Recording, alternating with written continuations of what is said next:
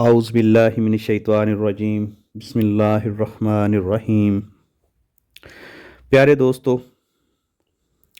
دین کے معاملے میں غیر ذمہ دارانہ کلام کی ممانعت کی گئی ہے، اور آج ہم جن احادیث کو پڑھیں گے، سنیں گے اور ان کے بارے میں جانیں گے وہ ساری اس ہی موضوع کے اوپر ہوں گی۔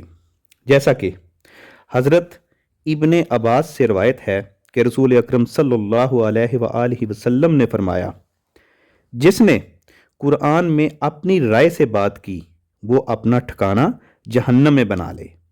اور ایک دوسری روایت میں ہے کہ جس نے قرآن میں علم کے بغیر گفتگو کی وہ اپنا ٹھکانہ جہنم میں بنائے۔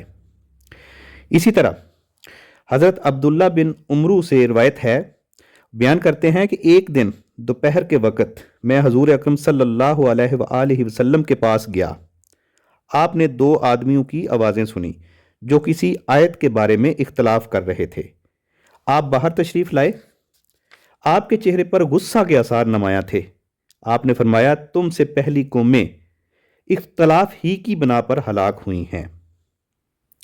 اسی طرح حضرت ابو ہریرہ سے روایت ہے کہ رسول اکرم صلی اللہ علیہ وآلہ وسلم نے فرمایا، جس نے بغیر علم کے فتویٰ دیا تو اس کا گناہ فتویٰ دینے والے پر ہے، اور جس نے اپنے مسلمان بھائی کو کسی ایسے کام کا مشورہ دیا جس کے بارے میں وہ جانتا ہے کہ بھلائی اور بہتری اس کے سوا دوسرے کام میں ہے تو بلا شبہ اس نے خیانت کی۔ تو دوستو، ان احادیث سے واضح طور پر ثابت ہو رہا ہے کہ دین میں، اسلام میں، ہمارے مذہب میں بالکل ایسی کوئی گنجائش نہیں ہے کہ ہم اپنے آپ سے کوئی ایسا فتویٰ دے دیں یا کوئی ایسی بات گھڑ کے بتا دیں۔ ہمیں ہر وہ چیز اگر کوئی بیان کرنی ہے، کوئی مسئلہ کرنا ہے تو ہمیں صرف اور صرف احادیث کی روشنی میں، قرآن کی روشنی میں ہی بیان کیا جا سکتا ہے، نہ کہ ہمیں جو جی چاہے ہم وہ بول دیں۔ اگر ہم بغیر علم کے، بغیر قرآن اور حدیث کی دلیل کے کوئی ایسی بات کرتے ہیں تو ہمارا ٹھکانہ سوائے جہنم کے اور کوئی بھی نہیں ہے۔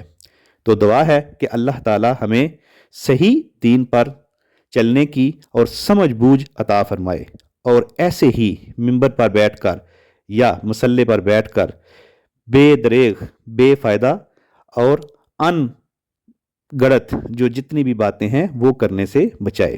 آمین ثم آمین۔